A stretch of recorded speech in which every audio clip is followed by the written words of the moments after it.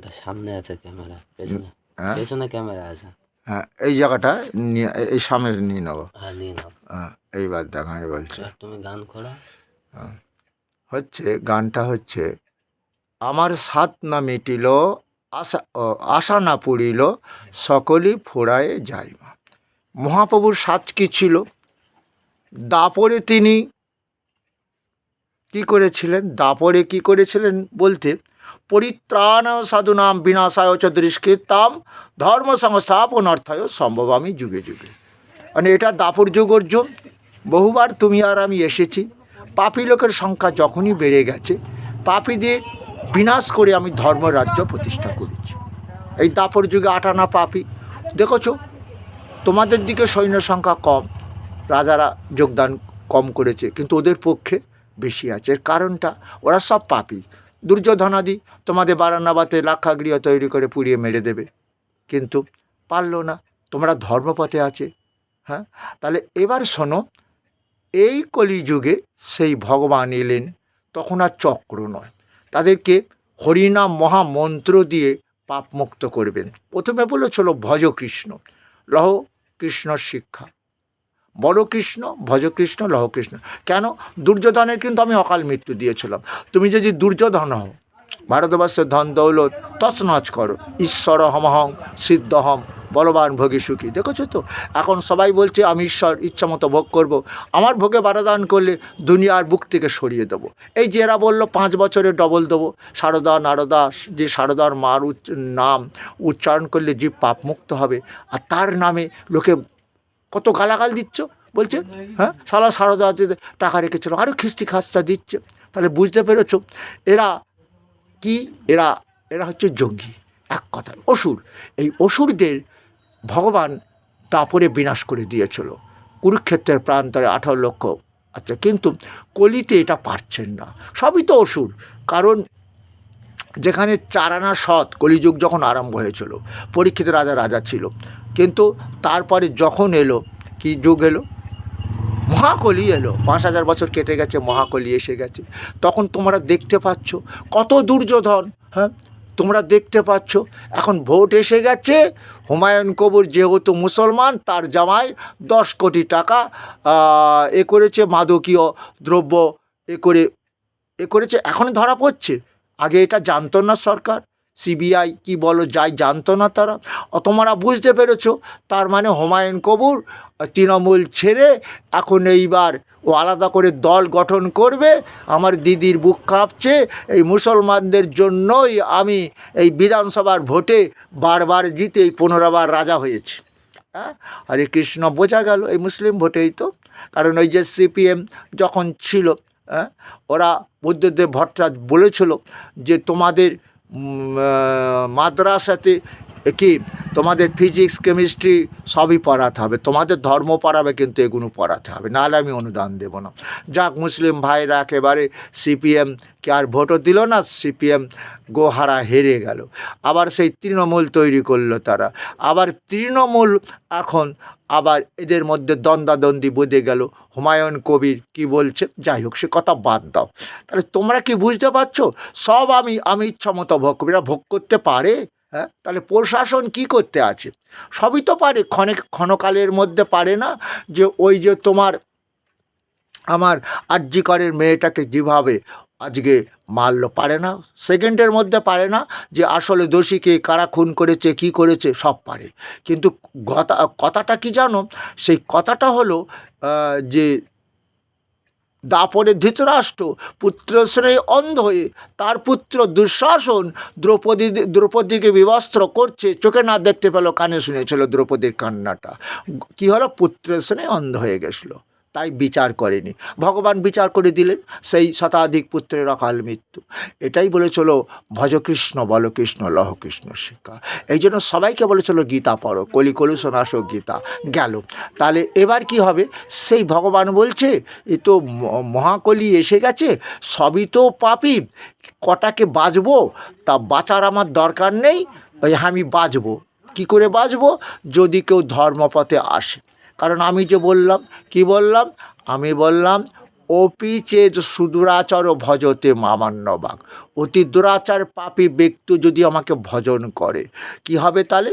অপি shade সুদূরাচার ভজতে মামান্যভাগ সাধুরেব সমন্তব্য সমগ ব্যবসিত হি স ক্ষিপ্রং ভবতি ধর্মাত্মা সচ্ছন্তিং নিগচ্ছতি কন্তয় প্রতি জানিহি নমে ভক্ত পুনঃসতি।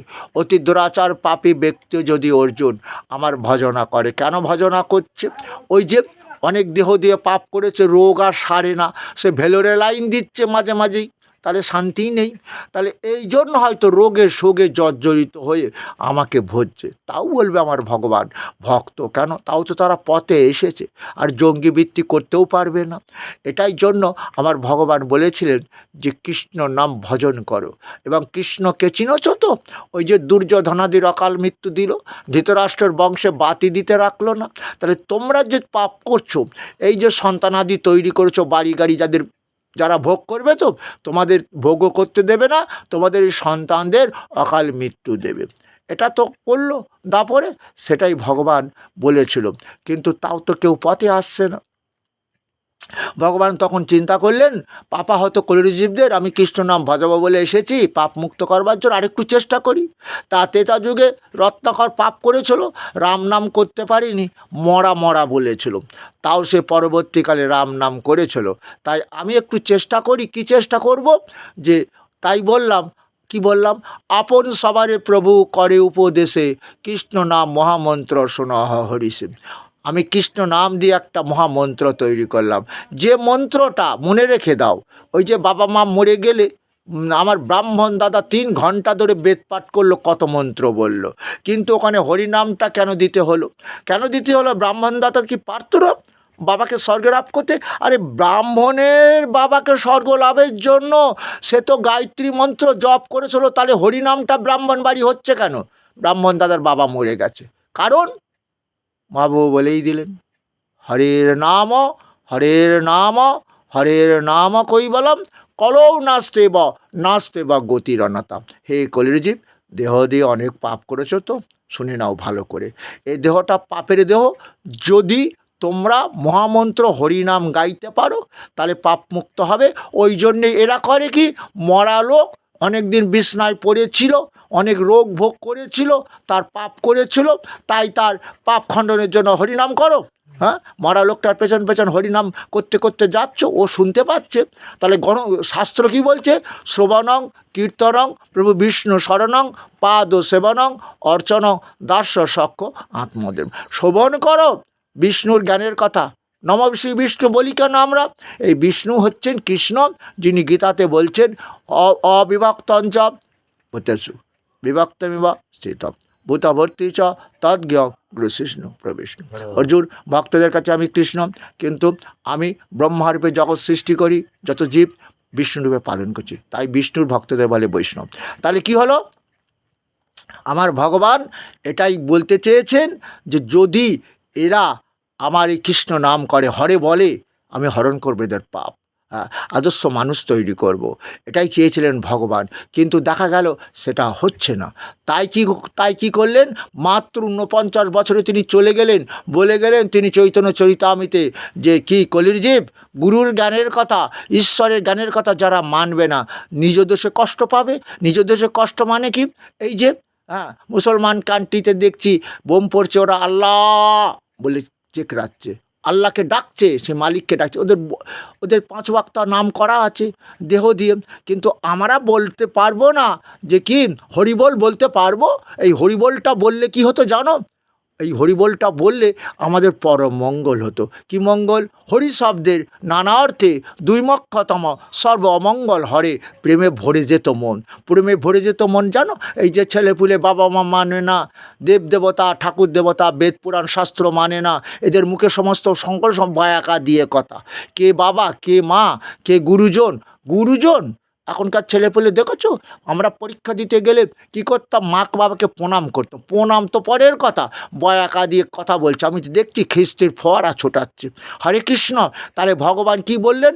শ্রদ্ধাবান লভতে জ্ঞানম, শ্রদ্ধা ভক্তি দিয়ে পরমেশ্বরকে লাভ করা যাবে অর্জুন। তাই শ্রদ্ধা ভক্তি দিয়ে জ্ঞান লাভ করো, শ্রদ্ধাবান লভতে জ্ঞানম তৎপর সংযতে ইন্দ্রিয়। ওই যে ষড়রিপু পঞ্চ ইন্দ্রিয় কাম ক্রোধ লোভ সৃষ্টি করেছে, তোমাকে এই যে মুখ দিয়ে খিস্তিটা বেরোচ্ছে ওটা তো পাপের দেহ, রেগে গেছো তাই খিস্তি বার করছো না, ও রেগে যাও না, এখন ওটার যেন একটা আওয়াজ, যে কোনো ভালো কথা বলছে, ভদ্রলোক পোশাক পরে আছে ওই রকম কথা বলছে। কোথায় যাব? অফিসে এই হরিনাম গাই গোস্বামী, গীতা পাঠ ভাগবত পাঠ করি, সেখানে ফুল সাজাচ্ছে, খিস্তির ফোয়ারা ছড়াচ্ছে। আমি বললাম, হ্যাঁ, লোকটা ভিক্ষা করে করে, হ্যাঁ, দাঁড়ে জানিস কত কষ্ট করে যে হরিনাম বৃন্দাবন তৈরি করছে, তাহলে বৃন্দাবনের উদ্বোধনে আমি এসেছি গীতা পাঠ করতে, আর তোরা খিস্তির ফোয়ারা ছোটাচ্ছিস? থাকতে পারি না, আমি তো জানি মহাকলি এসে গেছে, তাহলে এবার কি হবে? প্রলয় হবে, প্রলয় হবে তো কি গো, বুঝতে পেরেছ? তবে শোনো, ওই যে তোমার একটা গান আছে, যার মুখে ভাই হরি কথা নাই তার মুখপানে চেও না, যেখানে হরি কথা নাই সেখানে তুমি যেও না, হবে না। তবে তুমি যদি বাঁচতে চাও পরজন্মে, ওই যে অর্জুনকে বলেছিল, অন্তকালে চ মামে বা শরণা মুক্তা বা কলে বরম জপ পরায়াতি সম্মদ ভবম জাতি। মৃত্যুকালেও যদি কেউ আমাকে স্মরণ করতে করতে দেহ তাকে করে অর্জুন, মৃত্যুর পর সে আত্মা, দেহ পবিত্র হয়ে গেছে, আত্মা আমার বৈকুণ্ঠ লাভ করবে, পেতলোকে যাবে না, ওকে আর ছেলের হাতে পিণ্ড খাওয়ার প্রয়োজন হবে না। তাই তো যখন অর্জুন বলছে বর্ণশঙ্কর দিয়ে পিণ্ড, বাবার পিণ্ড হবে না, তাকে উদ্দেশ্য করে তো এই পরম জ্ঞানের কথা বলেছে। এবং এটাও তো বলেছে যে অপিচেদসি পাপেভ্য সর্বেভ্য পাপ কৃতম সর্বং জ্ঞানপলবেনই বা বৃজিনং সন্তরসী। অর্জুন, বুঝতে পেরেছ যে সাঁতার জানে সে ডুবে মরে না, তাহলে আমার গীতা তরি যারা আশ্রয় করে, যারা সাঁতার না জানলে কি হয়েছে, তারা পাপ সমুদ্রে ডুবে মরবে কেন? তারা তো আমার গীতা তরি আশ্রয় করেছে, গীতা জ্ঞান লাভ করেছে। নিশ্চয়ই তোমরা বুঝতে পেরেছ। আমরা কুসংস্কারে আবদ্ধ হয়ে মরা লোকের বুকের ওপর গীতাটা চাপিয়ে দিই, ওটা মরা ঘাটায় পড়ে থাকে। যে গীতার নাম উচ্চারণ করিতে করিতে যদি কারুর মৃত্যু হয়, ওই ব্যক্তি মৃত্যুর পর পরম মোক্ষ লাভ করে, এই কথাটা ভুলে গিয়ে ছেলে বাবাকে পাপ মুক্ত করবে, পেতনি থেকে উদ্ধার করবে, হতে পারে? তাহলে সেই মহাপ্রভুকে অপমান করা হলো না? তাই মনের দুঃখে তিনি চলে গেলেন। তার সাধ ছিল আমি ভারতবর্ষকে পাপমুক্ত ভারতবর্ষ তৈরি করব। কবি যেমন বলেছিলেন, আমাদের দেশে সেই ছেলে কবে হবে? ধর্মে মহান হবে, কর্মে মহান হবে। ধর্মে মহান কি করে হবে? কর্মে মহান কি করে হবে? তারা লেখাপড়া শিখবে, বলবে যে বাবার তো পয়সা নেই, ও চাকরিটা আমি পাবো না, ওই যতই আমি ভালো পরীক্ষা দিই, লেখাপড়া পরীক্ষা দিই, পাবে কে? কোটিপতির ছেলে যে 50,000 লাখ টাকা ঘুষ দিচ্ছে। হরে কৃষ্ণ। তাহলে বোঝা যাচ্ছে এটা আর উপায় নেই। মহাকলি এইভাবে ধ্বংস তোমরা হবে না, দেহ ধ্বংস হবে, সে বোম পড়ে মরুক আর যেখানে মরুক, মুসলমান ভাইদের মতন ওই রকম, হ্যাঁ, বিপদ এলে ওরা এমনিতেও ডাকে, আল্লাহ 5 ওয়াক্ত করে প্রতিদিন নামাজ, ওরা জানে আল্লাহ মালিকের নাম করতে হবে দেহ দিয়ে, কারণ আল্লাহ মালিক দেহটা তৈরি করেছে, দেহ দিয়ে সুখ ভোগ করাচ্ছে। এই দেহে যাতে পাপ না জমতে পারবে, কাম ক্রোধ লোভ জমতে না পারে, আল্লাহ মালিককে নাম করলে নিশ্চয়ই আল্লাহ আমার কৃপা করবে, এই দেহের মধ্যে কাম ক্রোধ লোভের বশীভূত করতে হতে দেবে না। হরে কৃষ্ণ। আমাদেরও তো তাই গো। হরে বলো, আমি হরণ করব পাপ, এই দিয়ে আমি কৃষ্ণ আর পাপ জমতে দেব না, এই দেহটা শুদ্ধ দেহ হবে। অর্থাৎ এই যে মৃত্যুকালেও যদি কেউ এই হরিনাম করতে করতে শুনতে শুনতে মারা যায়, তাহলেও সে পাপমুক্ত হয়। মরা লোকটাকে শুনিয়ে কোনো লাভ নেই। এই যে প্রভু এসেছিলেন আমাদের এইভাবে সুন্দর দেহ তৈরি করবে, যে দেহটা শুধু ভারতবর্ষ না, সারা ওয়ার্ল্ডের পরম মঙ্গল করবে। তো তাহলে কি হলো, বুঝতে পারলাম যে আমাদের এটা সময় এসেছে, তাই একটু হরিনামটা প্র্যাকটিস করো। ওই যে বললো অর্জুন, হ্যাঁ, অভ্যাস যোগ যুক্তে ন চেতসন্নগামিনা পরমং পুরুষং দিব্যং জাতি পার্থানু চিন্তয়ন। পরম ঈশ্বরকে যদি কেউ দেহ দিয়ে ভজনা করে, তাদের মন এদিক ওদিক যেতে পারে না, পরম ঈশ্বরের প্রতি থাকবে। ওই যে পরম ঈশ্বর কী বললেন, মনে রেখে দাও ভালো করে, এটা প্র্যাকটিস করো, অভ্যাস করো, উপায় নেই। কারণ অন্তত তোমাদের মৃত্যুর পর আমি গোস্বামী, গিরিচাঁদ গোস্বামী চাইছি ওই কুকুর বিড়াল, হ্যাঁ, কাক, এরা না হয়ে জন্মেও। কারণ এদের আমি কি করি জানো, কাক আছে, অন্তত 250-300 কাক। তোমরা তো কাক ডাকলে বলে কারে খাবি? না, ওরা পেটের জ্বালায় ডাকছে। কারণ ভাগাড় নেই, কুকুরগুলো কেউ খেতে দেয় না। আগে পায়খানা খেত, মলমূত্র খেত, তাদের তো খাটা পায়খানা নেই ছিল। এখন তো পথে ঘাটে বাঁশবাগানে কেউ হাগে না, কুকুর বিপদ হয়ে গেছে। তোমরা এক মুঠো না দিলে ওদের খাওয়া হয় না। তাই শুনতে পেয়েছো? হ্যাঁ, তারা কুকুর হয়ে জন্মেছে তো কত কষ্ট। কাক, কুকুর, ওই যে কত কিছু জীবজন্তু, সাপ।